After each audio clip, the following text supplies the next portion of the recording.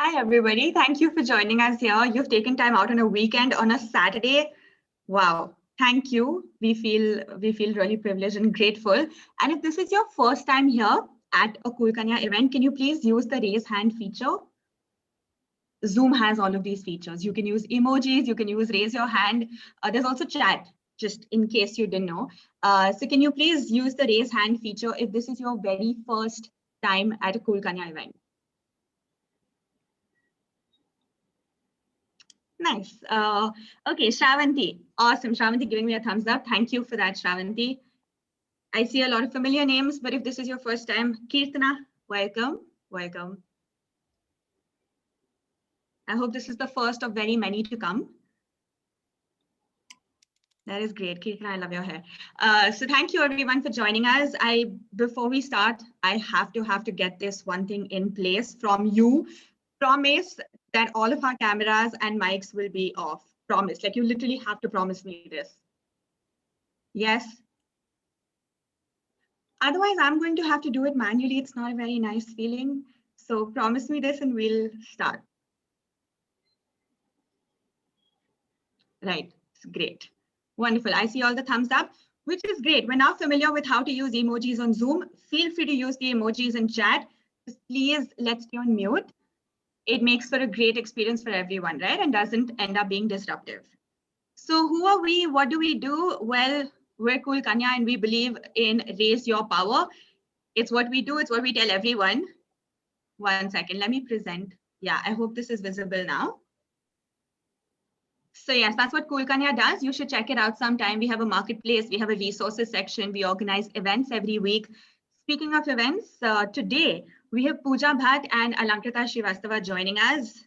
Huge stalwarts in Bollywood. If you follow their films, it totally aligns with what we believe in and what we do every single day.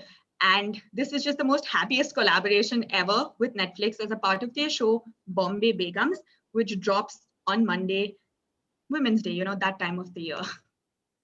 So like I said, please mute your microphone, stay off camera. And yes, feedback and suggestions and questions are more than welcome.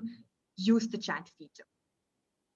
For now, though, I've got our founder with us. We have Vanshika. Vanshika founded Cool Kanya, and at a very young age at that, she decided that this needed to happen. We needed a safe space and a community for women to come together. And I'm going to let Vanshika speak to you about the rest. Over to you, Vanshika. Hi, everyone. Welcome. Super excited to have you all here. And without much ado, I think just adding a little bit to what Zisha said, Cool Kanya is a career platform to help you create a career that you love. So if you haven't already, log into the Cool Kanya community, sign up, and let's get started. We're here with career advice, resources, a job board, as well as we have a job jumpstart event going on for your resume writing, as well as get work. If you're looking for a job, you can log on to the Cool Kanya community and we will help you get started. Without further ado, we are here today to talk about Bombay Begums, which is a TV show that's releasing on Monday. It is a show that is releasing on Netflix. It's about 5 ambitious women from various walks of life who are learning to navigate dreams, desires, and disappointments. I've had the privilege to go through a couple of episodes before they release, and it's a great show. So I hope all of you guys, go watch it on Monday. And I'm really excited to actually have both Pooja Bhatt and Alankrita Srivastava with us. As a lot of you already know, Pooja Bhatt is an Indian film director, actress, and filmmaker. She's received several accolades, including 2 National Film Awards, and she's recently returned to acting with Sadak 2 and now Bombay Begum. We have Alankrita Srivastava, an Indian screenwriter and director. She's won several accolades as well, such as the film Des Femmes Grand Prix, as well as a nomination for a Filmfare Award. She's made her directorial debut in 2011 with the film Turning 30. And she later received, she's also written and directed Lipstick Under My Burqa. So I think, guys, without further ado, let's dive in. If I can ask Alankrita to join in Alankrita, I think you're already on. Yeah. Hi, Alankrita. Hi. How are you doing? Super excited to have you. Super excited to be here. What a wonderful community you set up. I'm so excited to chat with everybody. So, Alankrita, let's start off. I think Pooja will be joining us soon. I wanted to actually really ask you, how did the idea of Bombay Begum come about? And what was your inspiration? And also, why the name? Like, why the name Bombay Begum? Um, I mean, I think they're two slightly different questions because I didn't think of the name immediately. I actually got this idea in, I think, the year 2013 or 2012. It's because, I was having this very interesting conversation with my mother. She's a graduate from IIM Ahmedabad. She passed out in the late 1970s. And she was telling me how in her batch there were like, I don't know, like 70 odd students or whatever, but there were only five women. And out of those 4 or 5 women, not even one of them actually pursued a full-fledged career in the corporate sector. They all worked and they were all doing different things. Like my mother was in the development sector, somebody else was doing something else, but they didn't really like go out there and sort of win in that particular area, whereas all the men were heading companies and all of that. And I think that got me thinking about women in the corporate sector. And then I was also reading about a lot of women who've been heading banks in India. So I just felt like it's very interesting to sort of explore what's happening to women who are working in the corporate sector, the kind of pressures they're facing, that need to excel at the workplace while also having to deal with the pressures of your home, private, domestic life. Because uh, and this whole idea that some kind of balance has to be maintained, which is not really expected of a man. So I wanted to do something where I kind of explore the idea of female ambition and choices that urban working women in India have to make. And I think that was the genesis of this idea. It stayed with me for a long time. I was developing it a little bit, and then finally in 2017 I found producing partners with a company in LA and called Churn Entertainment. And that's when we decided, okay, this show is going to be made. And I think that's when I actually cracked the name Bombay Begums, because I felt like this kind of a story can only be set in a city like Bombay. Because I spent a lot of time in Delhi, but after college, when I moved to Bombay, I just found it to be a place that's really, really very open to women, and uh, also a place where a lot of people come from other cities and sort of trying to make it. Plus it's the hub of the financial sort of sector. So Bombay was, because of that, and Begums because it's about women owning the city and navigating their way through the city. And the inspiration for the name is the Begums of Bhopal, because they were the Begums who were running Bhopal for many, many years, when it was a very, very patriarchal system. So I think that somewhere that idea kind of came from there, that I should just call it Bombay Begums, and it stuck. Wow, I think I love even the characters, the way they're so powerful in their own right. Alankrita, another question, right? You've spoken earlier about how it's so difficult to get money for women-centric films. Do you see that has changed because of OTT platforms like Netflix? And how do you think this evolution, how has the taste of even the audience changed in consuming content now? I think there has been a lot of change, because I think early, when there was only the theatrical space, I would say, not just for films centered around women, but I think films with an alternative point of view, it was very hard. In fact, one could still get funding, but like, of course, you have to make the films in a very, very controlled budget. But the how would you get the money back? Distribution and exhibition, that was always a huge bottleneck.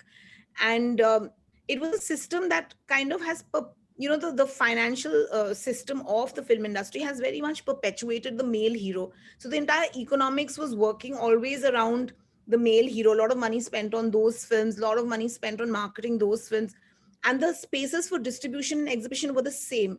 So it was very hard to make films, especially with women, if you had actors who were not like the biggest female stars kind of a thing, because you have to work in that same financial system. There's not another system from where you can get money and where you can release the film, etc. So I think what has happened with streaming platforms is, I think, first of all, I think even for independent films and smaller films, because you can do a small theatrical release and sell your film to a platform, already, like financially, those films have become more viable and more feasible, because earlier, like, television channels would never buy those kind of films. So, it was like, so then at least those films, apart from the theatrical revenue, have another stream of revenue, which is the streaming space, or you can just release your film, directly on a streaming platform. So I think that has definitely made a difference, and I do think that the taste of the audience has been changing, because I think that the audience has also been very geared to very male hero kind of cinema, because that's also what has been encouraged through marketing strategies and all the institutional mechanisms, you know in encouraging the audience to want those kind of films only. So I think with streaming platforms, I think audiences in India have become exposed to a lot of stories, films, series from other countries and other cultures. And I think that has also really helped open up the space in terms of their taste. And now I feel like, of course, I feel like there are audiences willing to watch films which may be slightly different, or watch series which are more complex and layered than traditionally what mainstream Hindi cinema was. But I think it's a connected sort of process that's happened in the previous few years, and also it's happened, I think, because of many more female filmmakers and women producers and executives working behind the camera. So I think that more representation behind the camera has also sort of led to this change. Yeah, I couldn't agree more. And it's a welcome change, I think. So, Pooja, lovely to have you on. Pooja, I wanted to just jump right in, and you're on mute, Pooja. So, I think you just have to unmute yourself. Okay, that's a rarity. Thank you. Can you hear me now? Yes. So Pooja, I wanted to actually jump right in and sort of ask you, how has it been for you to get back into acting? After such a long time, you moved on from acting to producing and directing, and now you're coming back. How did you feel? What really came up for you?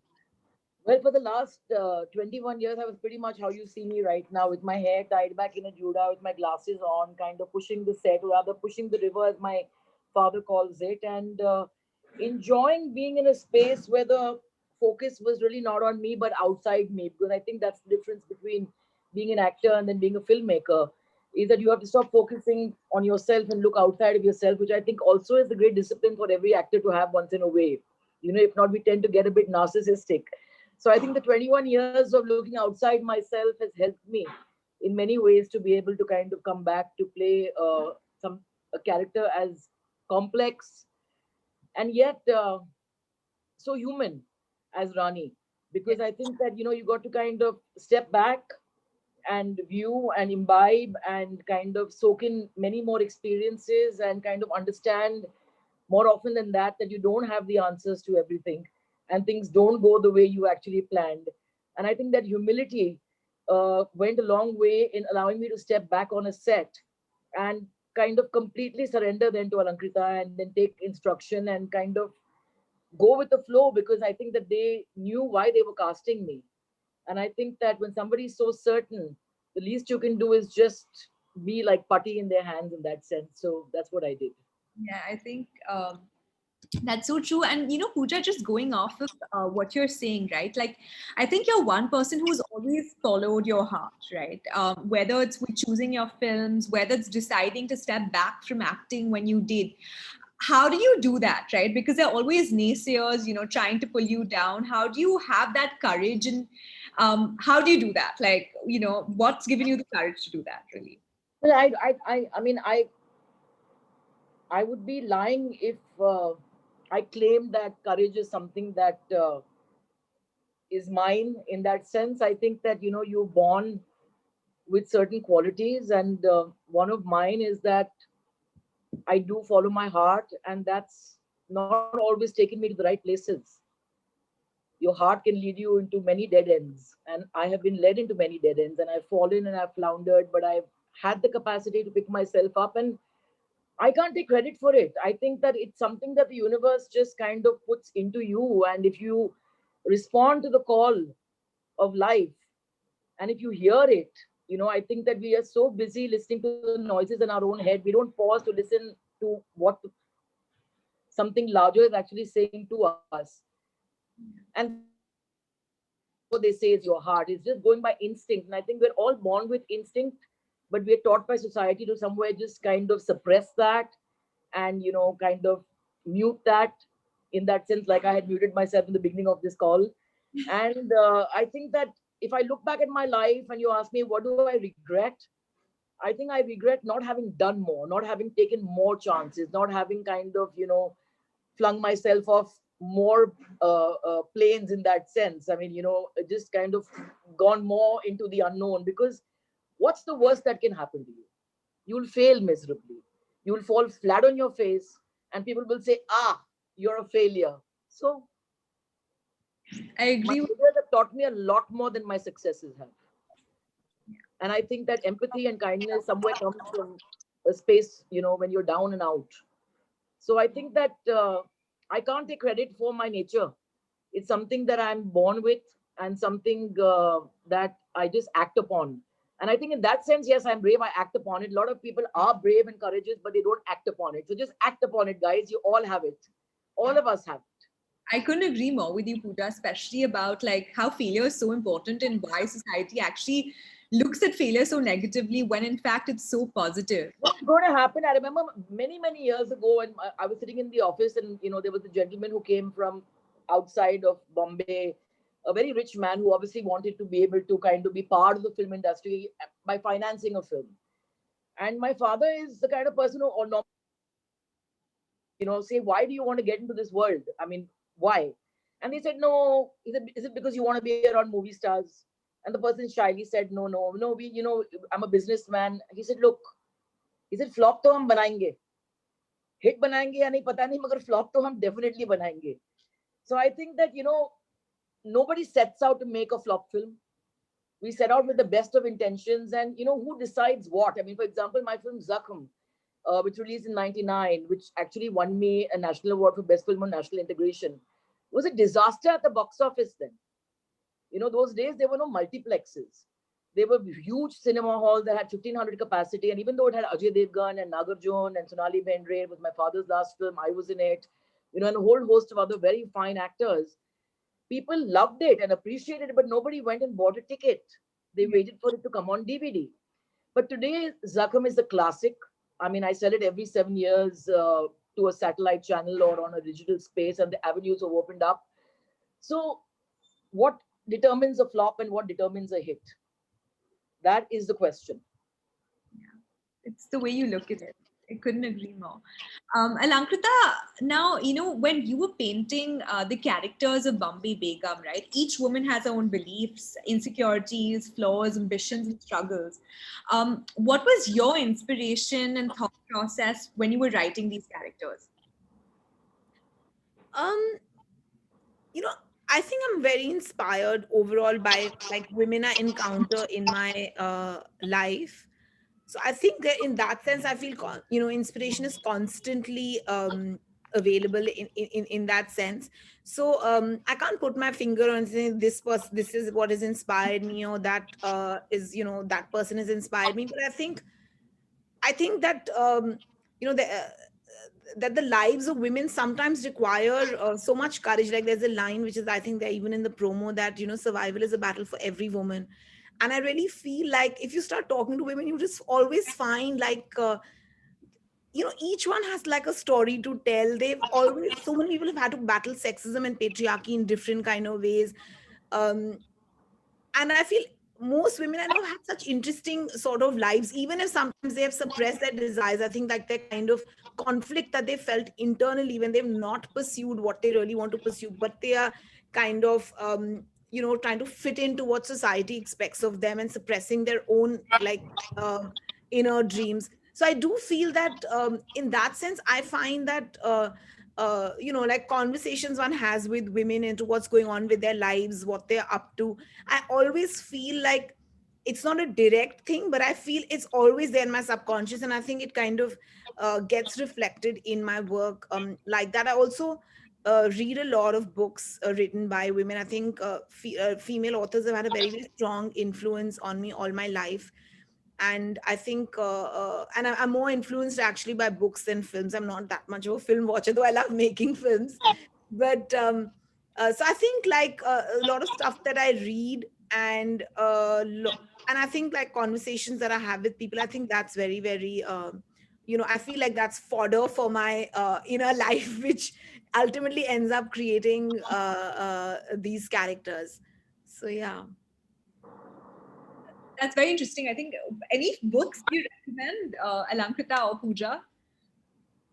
Well, Yeah, books have saved my life in many ways. I mean, when I was acting, there was no phones that we could hide, jump into and kind of hide through the day. So books kept me sane because I was very often in a commercial framework on a set with people who I didn't really have much to say to. And I didn't want to actually. I mean, I was interested in doing the shot, and my books were my escape. And I mean, I have to read at least like 3 or 4 pages no matter what every day. If not, I would just, I think, perish. And I think Alankita is extremely brave because she does something that people don't dare do. I think she just, and she said that so simply uh, in the course of interviews we've been doing for the last few days. And she said, I tell stories that I want to tell.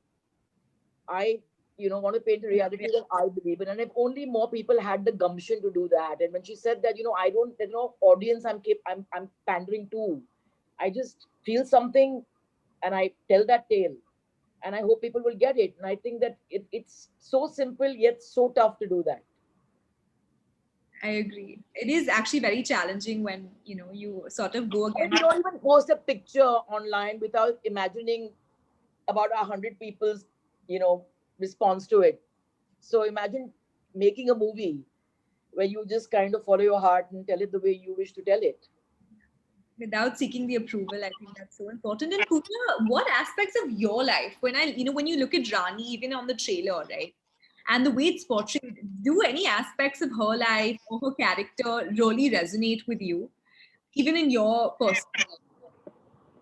Um, I think the fact that she tries very hard to kind of balance, and I think that I've spent large part of my life also trying to balance, and I think that being a producer and then being a director also, but I mean that's not really what my calling was. My calling was to be a filmmaker, and I love that part.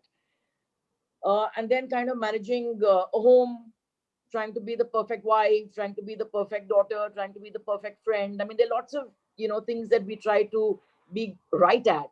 And then I came to a point in my life where I said, you know what, I'm tired of being correct. I'm tired. I was 40, and I said, I don't want this mantle. I don't want to do this anymore. I don't want to have my life kind of so well planned out, and every draw neatly kind of laid out, knowing exactly what goes where. So at 40, I took a leap of faith and I kind of decided to try life on my own terms all over again. And I think the universe was very kind and gave me a lot more in return. I mean, I quit alcohol. I resumed acting again, for which I'm very grateful to Alankrita for, because she reminded me where I always belonged in that sense. And I mean, I'm a new person today. I'm a new person who can sit here in front of you like this and not shy away because I'm having a bad headache. I couldn't agree more with what you said, especially the aspect of perfectionism, right? Like, given, for both of you, right, does perfect really exist? The perfect. It wasn't perfect, but it was somewhere, wanting to tell myself that I was a good wife, I was a good daughter, I was a good boss, I was a good producer, I was a good person. And I'm a Piscean, okay? And guilt is my life. You have to understand that. And also, I mean, I went to a Parsi school where we were kind of ingrained with certain kind of morals in terms of that, you have to do this and you have to do that. And you have to kind of when you give your word, you have to complete the job. Wonderful things. I'm very grateful to my school, Avabai Petit. But somewhere I think we need to get up somewhere, stop as women and ask ourselves that, in the process of trying to be there for everybody else in our life, have we forgotten who we are? And I think at 40, after 10 years of marriage, and it was a good marriage while it lasted, but I found that I'd lost myself. I kind of relegated my femininity into the background. I kind of stopped having fun for myself in that sense, and fun means just laughing more. Fun means tucking a flower behind your ear and feeling sensual with just that act. Fun does not mean going out and having 10 affairs. That's the last thing I'm interested in. But I think that we forget who we are. And I remember watching this movie called The Hours, and there was this heartbreaking scene of Julianne Moore's where she says the choice was death or life. And life meant going out and getting a life for herself. And I think that we women tend to sometimes just completely erase ourselves in the process of being, fulfilling these duties that we've kind of decided to take up. Alankrita, would you want to add anything?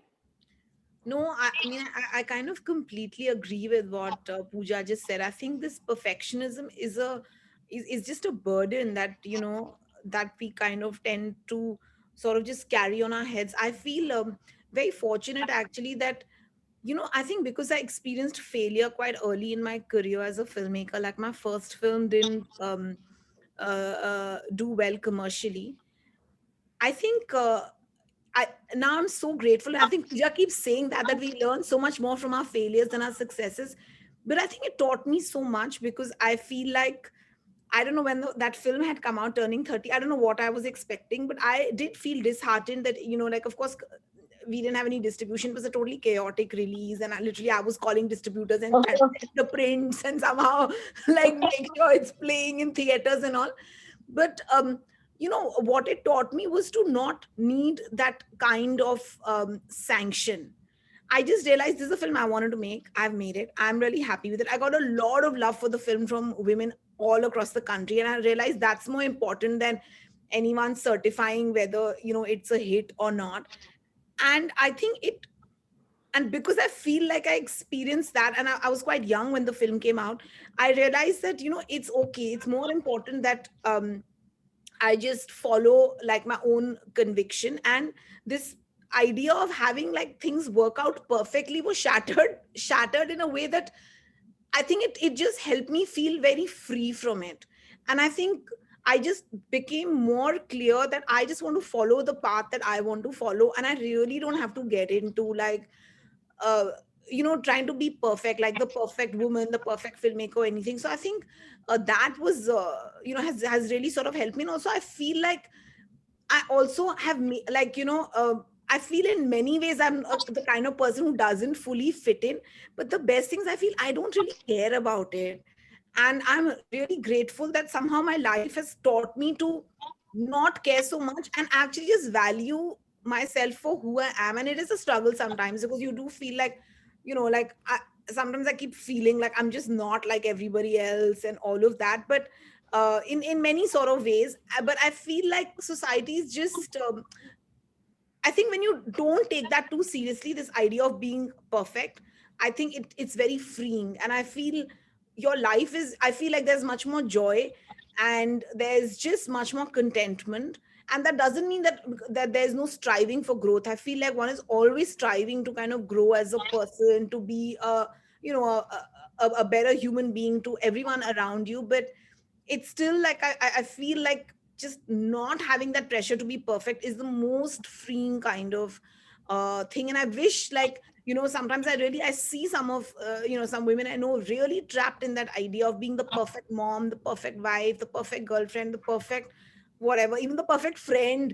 Like, it's just like they want to just be like on top of it in every aspect. I find that when I hear it only I start getting tired. I'm like, how are they doing this?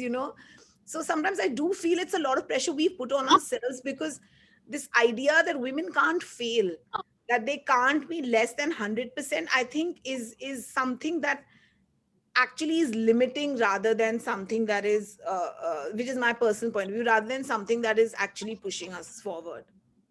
And Alankrita, I think you cover, I mean, the series covers a lot of these themes, right? Like with the five working women, whether it's, struggle with power and powerlessness, guilt, ambition, vulnerability, having support systems for some things, but not overall. Like, and I think a lot of women in, in this chat room as well have this question, I think, and this is for both of you. Can women have it all, right?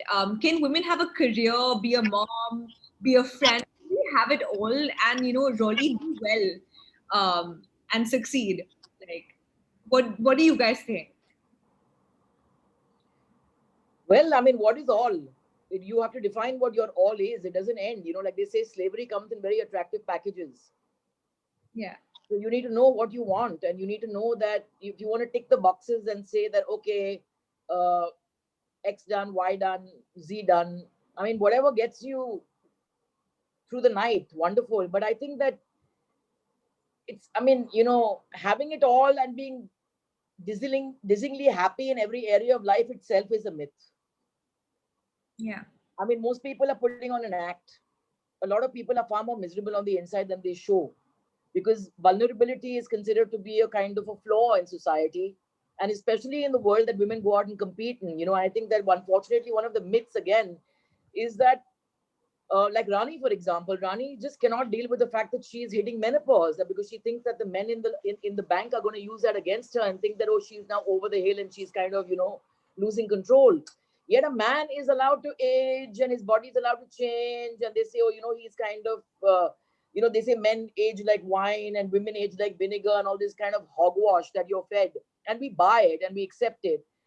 So I think that whatever you can handle and whatever you can do, I mean, if I look around you, I mean, it might seem very, but the truth is that when you look at a woman who kind of goes to a site and is picking up rocks on her head as a daily wage worker, she's got a child on her hip,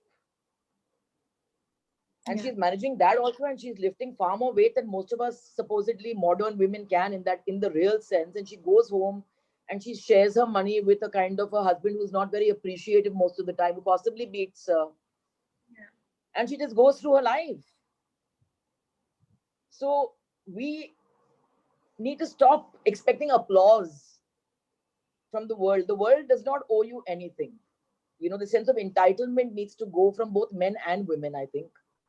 And I think that if you can manage good of both worlds, wonderful. If you can't and you don't want to, that's also wonderful. There are women who do not wish to be mothers, and society makes them feel so guilty for not wanting to kind of, take on that mantle.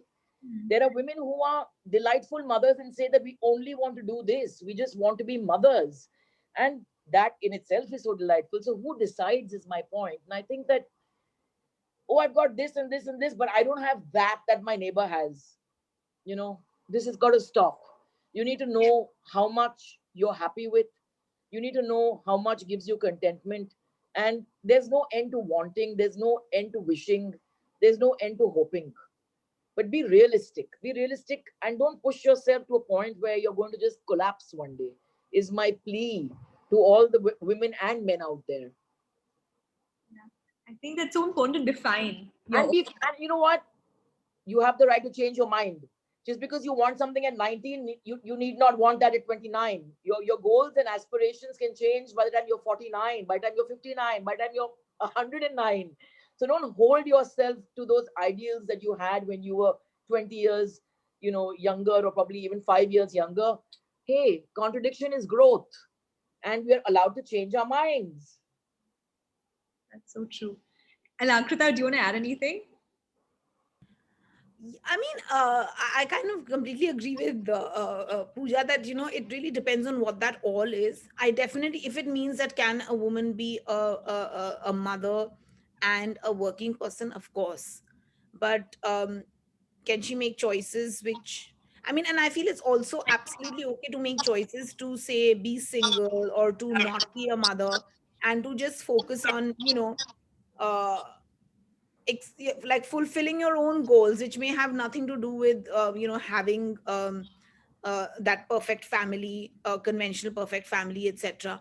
So I think that it really just depends on what you want. But I do feel that there is this idea that patriarchy has put into, has sort of set in stone in a certain sense in the world, that if nobody asks men whether they can have families and they can work, and it's become a something to think about for women, because the burden of like managing things at home is not shared by men. So I very often, I'm not saying all men or whatever, but like by and large, which is why that question of balance, and of course because biologically, since women are the ones who are producing babies and all of that. So I definitely feel that the world also needs to relook and redesign like how so many systems and function, systems sort of function, which are really oriented towards suiting the needs of men. Whether it is just making sure that working places have proper creches, you know and also this kind of bias that is there of sometimes against women who are, say, getting pregnant, and then the people who have to employ them are like, oh no, now she's gonna go away for a while. But it's, so I feel like there is a lot of systemic change also that is needed to ensure that women can have it all without feeling that guilt, and also having institutional support. So I feel it's not just about a woman personally being like, can I have it all? Of course, but I feel like there's a larger social structure which puts the pressure on women. And I think that eventually, which is why I feel it's very important for women to ally, because we need to change those structures such that it's okay if, like, for a certain, like, to have, say, flexi working hours for mothers with young working children and things like that. So I do feel that there has to be a larger, and of course, step by step progress is being made, but basically everything is kind of designed in a way to suit men and not women in that sense. So I feel that eventually, like, I feel like a lot of things have to change systematically to enable women to not be burdened by this idea that, can I have it all, but to just feel comfortable that, you can have your child, you can take the child will be taken care of, whatever, and have a system where it's understood that partners are going to share the workload. Like, whether the laundry is done or not can't only be the wife's responsibility. And I also feel that, I've seen this even in my generation, just supposedly, like, where often, even if, like, both the husband and wife are working, somehow the husband's ambition and dream is supposed to be more important than the wife's. And I find that so many people have just accepted it, without thinking about it. They'll shift their jobs if the husband gets a better job and moves there, then they'll be like, okay, like, I'll kind of adjust around it. Or when the baby is born and all of that, it's the woman who, even though the man could step up and say, okay, I'll stay at home. And I only know one or two of my friends where, the husbands have actually done that, where they're like, okay, we'll stay at home, look after the baby, you please pursue your career because you're at a very crucial juncture.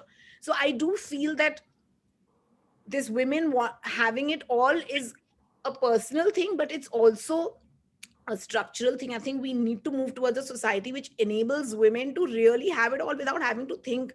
No one should be asking women, "Acha, how do you feel being a mother and like a CEO, for instance," which is like a scene in Bombay Begums also. Yeah. It's because no one's asking any man this question: how do you feel being a father, and like being at the top of your career, how do you balance it? So obviously the reason they're not asked this question is because it's very smooth for them. They have women in their lives who are doing all the back end work, which is why they can they are flourishing. So I think it's also deeper and systemic. And so I do definitely feel women can have it all. I totally agree with Pooja, but let's not get confused about that all being something that society's put on us. It should be a personal choice. What I feel is my all. Maybe I feel I just want to be on my own and just keep traveling, and just that's my all. And I just want to do that. So then that should be, and that's fine too. No, I think that I think So I I'm sorry to interrupt, but I was suddenly reminded, Alankita, of your dear friend Ruchi Narayan, who I bumped into just a couple of days before I started shooting for Bombay Begums in the same building that the Dharma office is in. So I'd gone there to see my dentist, and she, she'd come in for a meeting, I presume, and she had her daughter on her shoulder like that, and she had her daughter's toy in her arm also, and she kind of managed to open the lift also, and she managed to also pause to tell me that, hey, you're doing Bombay Begums and I'm so excited, and you're going to be fantastic in it. I was just so taken aback by this woman who seemed to have 10 hands. And I was like, where are you going? She's like, oh, I'm just going to pitch a script. And I presume it was Guilty at that point. And then she makes Guilty, which is a fantastic film. So, I mean, I was just kind of reminded of her, strangely, years, this single mother who was kind of, that's her choice. I mean, she's a filmmaker, she's a brave filmmaker, she has a new voice, and she has a baby with her, and that's not coming in the way of going out there to a production house and pitching her story.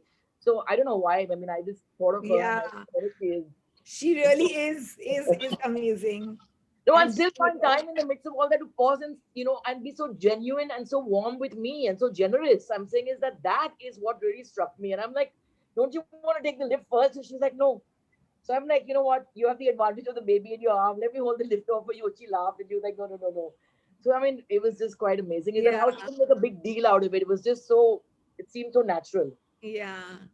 So, going from that, right, Pooja, like when you talk about, how do you, I think we have one question from Vishakha in the chat, which I think is really important to ask. Like, how do you keep yourself motivated, right?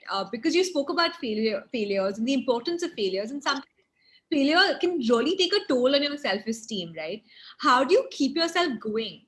I keep myself going because I spend a lot of time away from the city in that sense. I spent a lot of time just surrounded by very simple, rudimentary things, village life in nature. And again, it might sound philosophical, but then I think that there is no greater teacher and philosopher than nature is really in that sense. And I look at the passage of time on a daily basis when I see a tree that kind of, blooms and then the trees fall and then it kind of dares to bloom again. And I'm like, God, nature is doing that all the time, constantly kind of downloading and kind of uploading and kind of just being so generous. A bird does not wait for someone to hear its song before it sings. A flower is going to bloom anyway. Good luck to you if you notice it. And I think that, when I look at the tiniest creature, which is an ant, that is so amazing with regards to its clarity and the coordination they seem to have amongst each other and how they kind of, find that little morsel of food. And before you know it, there's an army of them. And they just kind of are so steadfast in their goal. I mean, I think I learned from my animals. I learned from every leaf that falls off a tree. I learned from the bird song. I learned from the simplicity of people who have been born into nothing yet find so much, and they find so much joy and are so generous when they don't have the supposed kind of you know perks and the baubles that we really clamor for and make ourselves so miserable in the process. So I think keeping it simple, traveling, meeting real people, rooted people, uh, keeps me going, keeps me motivated, because I think that's where my joy comes from, is in human stories. And I'm like, damn it, I have nothing to complain about. If so and so can go out there and kind of achieve this goal, then you got to just push yourself harder. And if not, I mean, I think that Alankita, if, don't you agree that if we stop working, we will just, I think, perish. I Yeah. mean, we have to keep working. If not, we'll just die, I think, you know. So yeah, I mean, I'm a laborer at heart. It might sound. Yeah, I totally get that feeling. I think, yeah. I think that daily striving is, I mean, I think we don't give enough importance to that. Like, I feel it's really important to have, like, I think, like, your own, like, daily targets and goals or whatever it is, and Yeah. your own daily kind of rhythm. And I think that if that is like you're centered on that you are trying to take a step forward every day. So I think then you're less affected, by outside failure. I think for me, I feel like having a set of friends who are like your old friends and being grounded with them is something important. I think reading a lot, like reading centers me a lot. I also practice Buddhism, which, like on a daily basis, which kind of helps me a lot. But I think the main thing is also to have your own idea of taking that step forward. Like it could just be anything, whatever. If you're like, for instance, as a writer and filmmaker, it's not just okay, I have to write something which then now, but am I spending those 8 hours at my desk every day or not? And I feel I'm the kind of person, I have to, it doesn't matter. And I have to be doing something every day. I have to be reading, writing, and making my own progress every day. I feel if I'm doing that, honestly, I feel quite satisfied at the end of the day. And then the other things are great when they work out, and then some, even when things don't work out, because I feel I'm more centered on my own processes and my own, like, and so I guess also I think it helps if you are the kind of person who inhabits, like, I don't know, who's a more like a person who's has many thoughts and is always kind of a bit lost in your own world.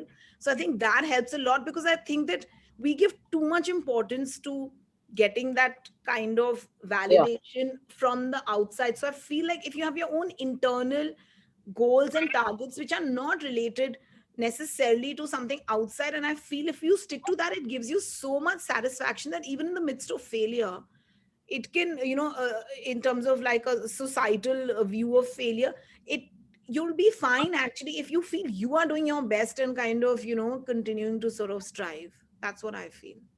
No, I completely agree. And I mean, another question, Alankrita, actually for you that has come about is on mental health, right? You hear these stories and you're portraying it, you're living amidst it, right? You're writing these scripts.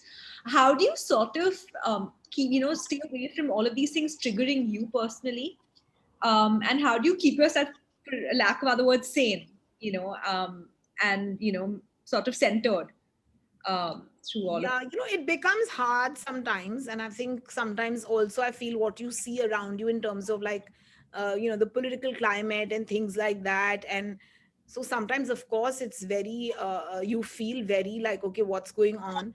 So I do feel that. And of course sometimes you're reading of like really intense stories and things like that. So I mean, I guess it's a balance, because I think it's also important to feel that rage, to feel that sadness, and to feel that anger. Because I think if you can't feel for, like, if I read about something and I don't get those feelings, then also I feel it would be very weird, and I would have become a very desensitized person.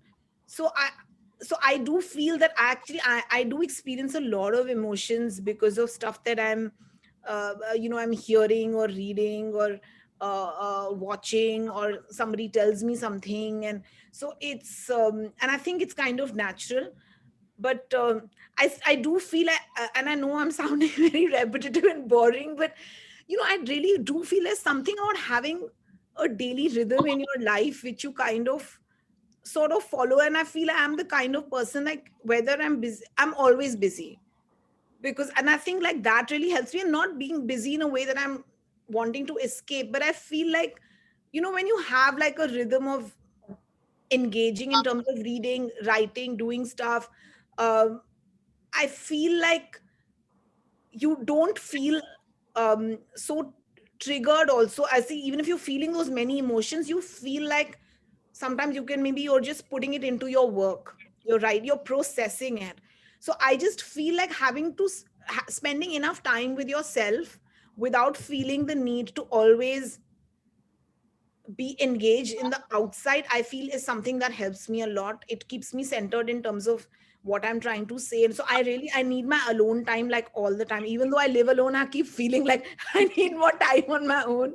So I think it's about having that balance, of course, of being sensitive to what's happening around you, and of course having to keep it together for yourself, because you can't get so swept away that, because then you have to start thinking, okay, what if I want to say something about something that is bothering me, or I feel like I want to bring it into something that I'm writing. So I feel if I get so swept away, then I won't be able to do that, and that won't be the most kind of, productive thing. Or if some a friend of mine is going through something and I really want to support her, if I get as overwhelmed by her, then I'm not going to be able to be that support system to her. So I think it's also about trying to understand how you can create maximum value, in that situation. How can you what is the best that you can do for that situation and about that situation? And sometimes there's nothing you can do. You can just absorb it, think about it, and then just let it go, because that, and then sometimes, okay, there are some concrete things that you can sort of do. But I do think it's very important for all of us to, take care of ourselves, because I emotionally, because I feel like um eventually, if you're not, if you're not able to nurture ourselves, we won't be of any use to anyone else in supporting them, or in terms of saying something through our work either. So I think that it is a kind of balance, but I also think it's really good to not be desensitized. I think it's really okay to feel things, but to just feel them and then kind of let it go, rather than, like, just bottling it up inside. I don't know if I'm making any sense. No, I think that makes complete sense. You're making absolute sense. And I think that I completely stand by what you're saying. I think that what's kept me sane in the last 1 year, especially after COVID came and I think turned all our lives around world over, where there was so much of anxiety and so much of uncertainty that people had to deal with. I mean, loss of jobs and income and losing loved ones and, the fear of the unknown in that sense.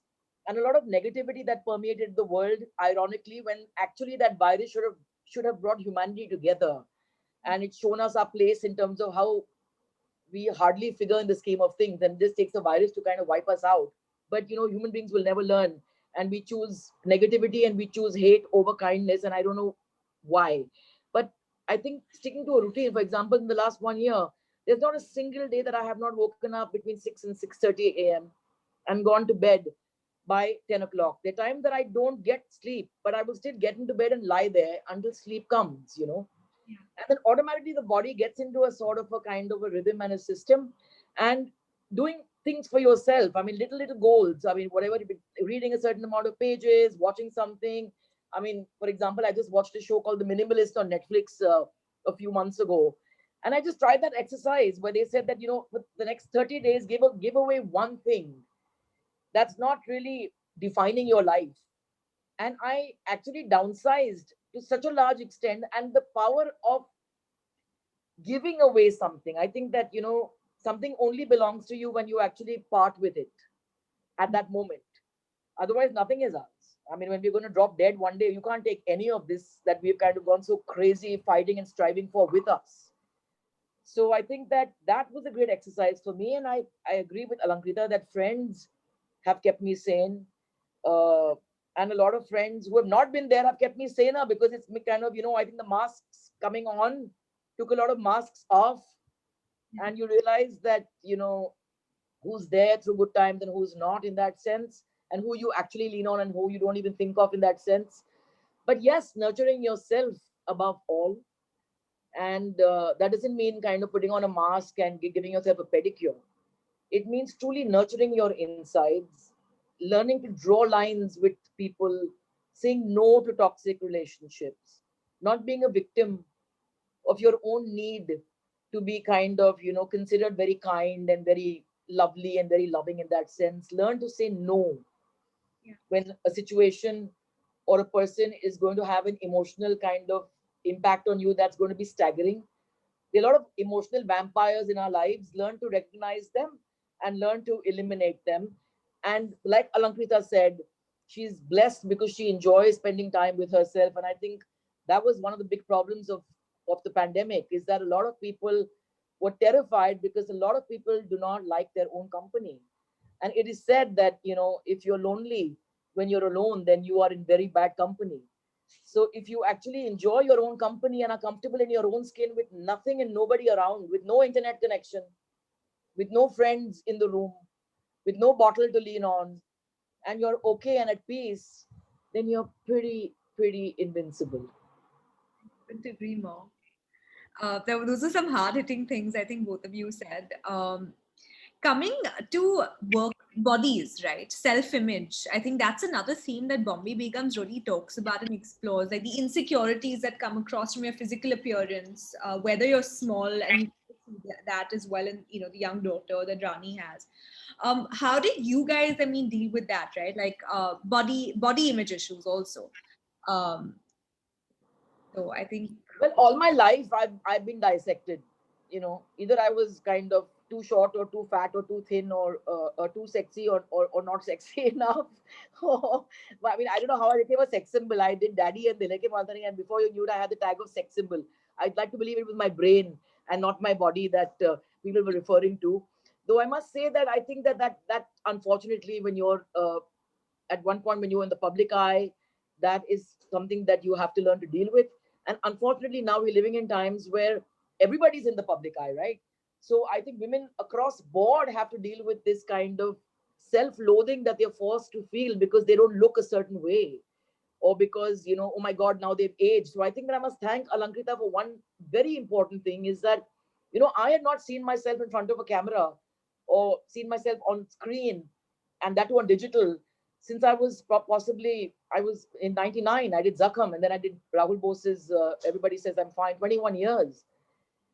But Bombay Begums freed me in more ways than one, because when you hear the director saying closer and go closer to an actor who's 49, and then you learn to kind of look at the fine lines that have appeared, and you learn to kind of feel bare and comfortable in your skin, I think it's very empowering. And I think that that's one of the reasons that I just grabbed this part, was because I was being able to play my age, dealing with issues like menopause. And like you rightly said, there's a young girl who's so pressurized because she hasn't got her period yet, or she's too flat. So too flat, too busty, too thin, too curvy, too dark, too fair. You know, we got to give ourselves a break. Yeah. We just got to give ourselves a break. This perfection, illness has to go. So I do I have a choice but to love my flaws? My flaws are part of me. I bloody well learned to love them, because no one else is going to love them if I don't love them. So it's not great evolvement. It's just something that you need to do. Yeah, no, I think I agree with you. I think you have to love yourself. Flaws make you you. Alankrita, what about you? When you talk about body image, a lot of your characters have dealt with those issues in Bombay Begum. So what was your inspiration? How did you deal with any of these issues? Yeah, definitely. It was a very conscious decision that I wanted each of the characters. There is a subtext in the show with each character dealing with something that's going on with their bodies and some kind of relationship with their bodies that they are, trying to come to terms with. Whether it's Lily's character who wants to stop selling her body, whether it's Fatima who's angry with her body because she feels like she's not being able to have kids, or it's Rani on the verge of menopause, or it's Shai who's, on trying to, on the verge of hitting puberty, or it's Aisha who's trying to figure out her sexuality. So I do feel that the body always is a factor in a woman's life. I think it's biological, and it's also something society has sort of put on us, but it's kind of like in working from both aspects. And because I feel often when women are making decisions, even important decisions about their careers, you do have to think about, like, am I getting pregnant now or not, or whatever. And of course, that whole idea of that, this perfection, the way it's kind of percolated on, everyone's feeling the need to always look perfect. I find that very, very problematic. And I think, which is why for me Shai's drawings are so beautiful, because she's drawing women in a very unabashed, candid kind of manner. And I do feel like we all have body hair and all this idea that you have to wax. And so I feel I fundamentally have a real problem with this idea also of women being all like, I hate wearing makeup, and I'm the most unkempt person. And I've struggled with that thing of not like, I just am not, I can't do it, like just turn out. And one of the reasons I think that I've really loved being a filmmaker is because as a filmmaker you can go to set looking as untidy as, like, there's something the cat dragged out of bed, and just go there and it's fine. And it's not like an environment where you're supposed to be all prim and proper. So I feel like being like groomed has always been such an issue for me. So I've had many issues like that, because I feel like I was saying, I feel I don't like fit in, because I just, I'm not interested only in those things. And then I remember when I was not yet 12, I had a very horrible experience of entering puberty. I suddenly woke up one day, and like I was fine. I went to sleep. I had not yet turned 12. When I woke up in the morning, my whole face was full of pimples, and my mother started freaking out, and I had to be rushed to the doctor. And it was just the onset of puberty, and it literally happened to me overnight.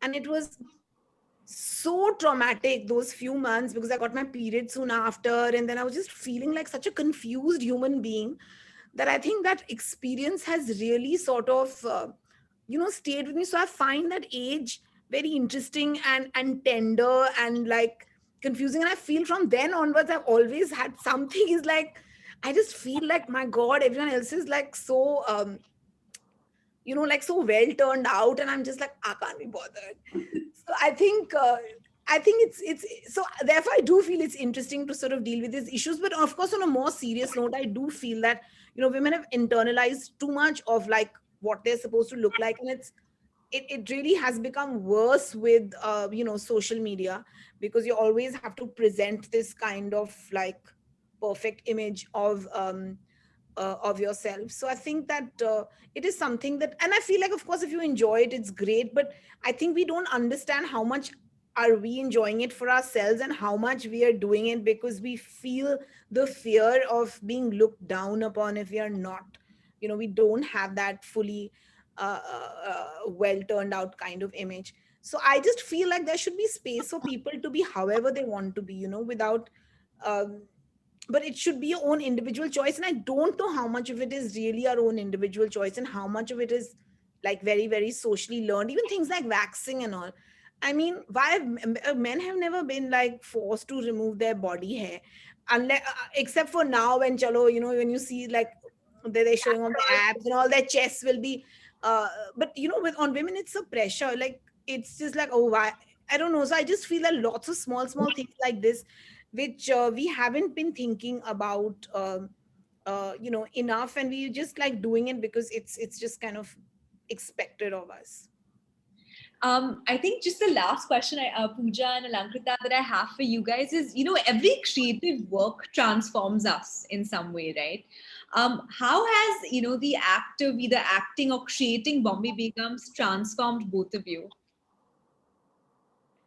I'm glad you said that, because I think that that's one of the reasons that I've done very few films also in my life. I think that instinctively, if I didn't feel that I was going to go out there and be pushed to be a version of myself that I did not know existed, come face to face with my limitations, work with people who knew more than me and saw something in me that I didn't have the capacity to see in myself, um, I very often didn't do the job, even though it meant a lot of money in certain cases. Like, for example, when I was at the top of my career, when I was 2022, there were a lot of films that would have got me a lot of money.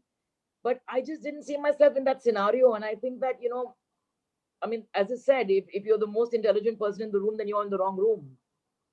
And we tend to surround ourselves with mediocrity because we just don't want to be reminded about how limited we actually are. And in this case, I was so glad that I was working with people. I mean, Alankrita, Bornila, the production designer, Shruti, who created this magnificent world, Akshay, my co-actors, all of them. I mean, I think that I shamelessly fed off my director, my role, my co-actors, the energy that was kind of palpable on set. And I think that when you immerse yourself into a space where everybody's come there to give and not to get and take only, then something magical happens. I remember asking my father this many years ago, when they were shooting Arth in my house, actually, and I had to move out of my apartment and stay in a hotel.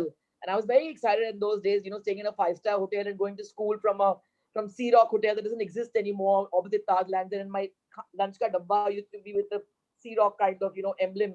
It was a big deal. I mean, I'd never really done that before. And I asked them, I said, how do you make movies so economically, and how do you make them, either because all of us came together to give something to this film. That's how Janam was made. That's how Arth was made. That's how Zakham was made. And that is, of course, all of us, for us, I mean, Bombay Begum gave us great parts. It gave us very healthy paychecks. But we knew that if we don't put ourselves on the table completely, then we're not going to kind of get the benefits. And I think that today, when I hear people see so much in the story and kind of, react to every little line that Alankrita has written, and, the little nuances that you used to wonder that why is she insisting that we do it this way, because we followed. And now it makes so much sense in hindsight. This tapestry that she wove. I mean, 6 episodes, an hour each, is like 3 feature films. And there's not one wrong beat in that sense. It's true. You'll find flaws, but then life is flawed. And thank God it's not perfect in that sense. So I think that it's transformed me because it's reminded me where I belonged. It taught me that I'm capable of taking instruction and not have any preconceived notions. I mean, I put the filmmaker, whatever I'd learned, whatever tricks I'd learned behind the camera on the back burner, and came on like a newcomer. And I have the ability to start from scratch. Like that's out and then starts all over again. You know that nursery rhyme, Itsy Bitsy Spider? That one. What about you, Alankrita? It's very hard for me to say. I must say I have no a very little perspective, because first of all, I've lived with this, with this idea for so many years. And then I spent so much time developing the I story. interrupt. Alankita, you even knew how I would roll the roti and eat it. She knew every nuance of Rani's. Every nuance. She knew every nuance. That Rani is not a big eater, which is again very unlike me. And I told her that, how do I eat this like this? She said like this, and she showed me. She knew every nuance. Every nuance she knew. Now you may please continue. Yeah, no, I think it's I must say that, I don't know, like it's very hard for me to say because I've lived with it for very, very long. And also I must say that, the entire pandemic I've spent with the Begums, because it was just me and the screens, literally editing and doing post on the show. It was that was my companion, because it took us really long because we had to do everything remotely. And so it was just me on the screen and my editor on the other side. And I have spent the entire COVID time, it was just literally just looking at like footage and just putting the show together. So I think I've just about delivered the show. I've come to Delhi to shoot something else now, literally 2 weeks before, like just about 2-3 weeks ago. So I feel like, it's still kind of very fresh for me. Like it's just finished for me right now. So it's very hard for me to have that kind of perspective. But I definitely think that I think the one thing I was really moved by was how much all the actors gave to me. I really felt like it was something they were just giving to me. It was just very overwhelming for me because I really did feel that, when Pooja says that she was like starting from scratch and she was just surrendering, it's absolutely true. Like she never came with any kind of baggage that, and that, like I'm a star and this is it or any such thing. It was like so nice. And it's so strange, I felt like I've known Pooja all my life.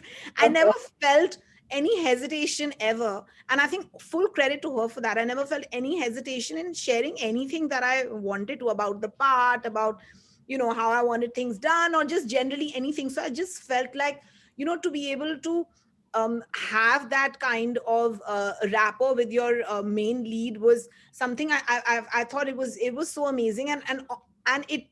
And when she was in front of the camera, it was like she had never left. So it was so so amazing. And also I think that the combination of the five Begums was very, very interesting, because I think each one has a very unique personality as actors and as characters.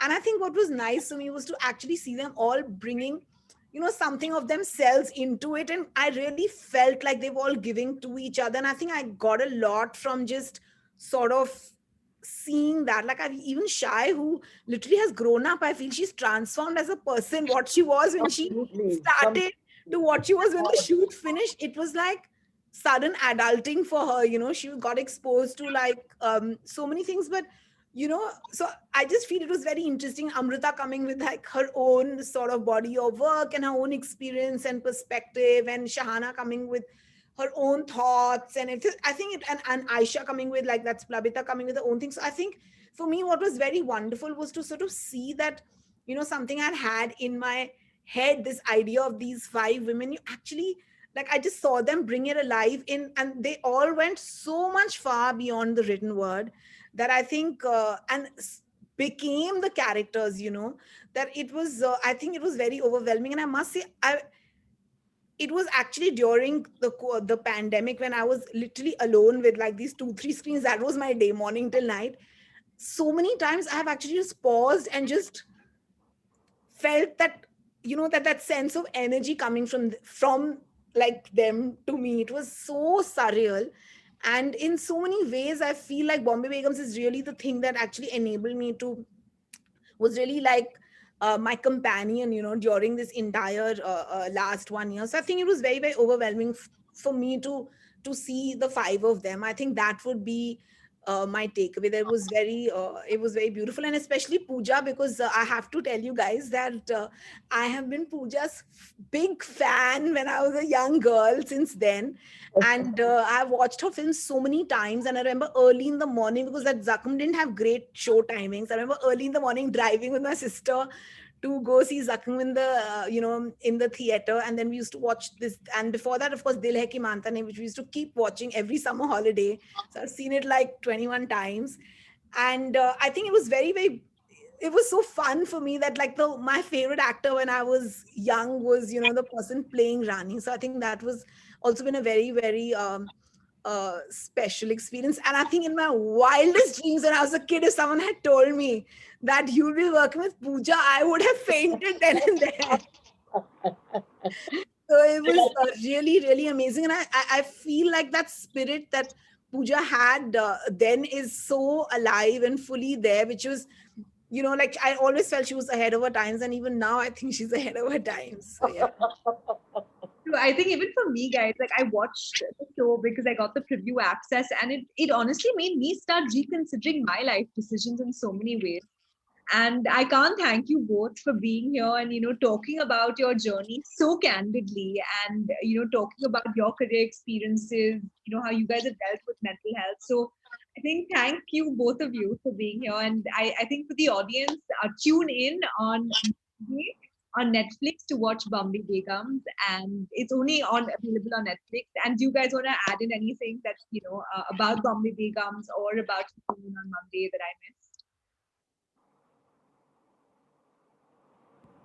Are you asking us, or are you talking to all? Alankita, Give a shout out to somebody who gave a comment when Alankita was talking about her day, and she said, I might sound very boring, and somebody said boring is the new sexy. So whoever that is, I must say, hey. So, and that was for you, Alankita. So, I said that popped up, and I was like, that's cool. So yeah, well, I just think that I'm just full and filled with gratitude. And I remember one day, just bang in the middle of the pandemic, when I woke up one morning and it was stark summer, and I woke up to a message of Alankita who said that I'm in the midst of editing Bombay Begums and I'm loving watching you on on screen. And that just was for me like was this raft somebody threw at me in this turbulent ocean that we were all kind of somehow just set out to sail in, called the pandemic. So I think that there is no joy that's greater than having given your all to something and then kind of seeing the rewards for it.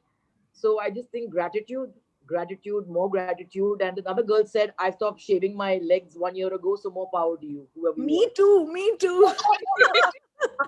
Not waxed at all for 1 year. Yeah, I think we all did that. No, but I still haven't. And now I'm like, forget it. I'll see when I need to. I'm just not like doing it. But yeah, I just want to say that, I hope that. Thank you, guys. Yeah, I just wanted to say that that I hope the women at the Cool Kanya event and a lot of women find some something of their lives reflected in Bombay Begums. I hope that they find pieces of themselves. I hope it gives them something to talk about, something to think about. And I just hope they feel for the characters of the 5 Begums, and I think that'll be the most fulfilling thing for me. So March 8th it is. Please watch Bombay Begums. March 8th, and I must say that I'm certain that you're going to find something of you in somebody, for certain. You certainly will. I mean, there is an experience that you're going to completely relate to, and that is the beauty of the story. I mean, it's not about, some people say, oh, it's a world of banking and finance, and we might not identify with that. No, go beyond that. Just go beyond that. So there's something. It's a story that talks to all women, to women across board in that sense. So ages, stages of life, a lot more. So please watch it with your hearts open. It will be made out of our hearts. And if you love it, please talk about it. And if you hate it, still talk about it, but spread the word, guys. And we all are looking forward to it. Thank you both for joining us. Thank you so much for your time. And for everyone else, Monday, go watch Bombay Begums on Netflix. Thank you so much, guys. Thank you so much. Thank you. And thank you to everyone who has been kind of patiently tuned in. Thank you so much. Have a great day. Thank you. Bye-bye. We'll be sharing the video. Cheers. Bye, Pooja. Bye, Lankita. Thank you so much. Thank you. Oh, Pooja, if you are any of you, I think someone requested a selfie. Can we take a quick picture actually before we How do you all- do that on this? I'm sorry, I'm born in 1972. I don't know, understand how this works. let's take a quick picture actually. They made a valid point. Some people want to take, we can all take a picture. Whoever How do wants to be a part of the picture, you can turn on your camera so we can take a quick selfie on how we do it virtually right now. I am so thrilled right now. I'm sorry I'm taking this, but I am Fullo Begum online on digital creator. I'm a digital creator. My name is Poonam Bhardwaj. The moment I saw Bombay Begum, for me, it was such a big thrill because to come out as Fullo Begum Avatar as a storyteller was such a big thing for me. So more power to you, and yeah, good luck for Bombay Begums. This is Fullo Begum. I'm sorry, I'm too thrilled right now. We're just going to take a quick picture, guys. Whoever wants to be a part of it, please smile and yes, say cheese and say Bombay Begums. Bombay Begums. I think just done. We took a screenshot. Thank you, guys. Thank you. Bye bye. Thank you so much.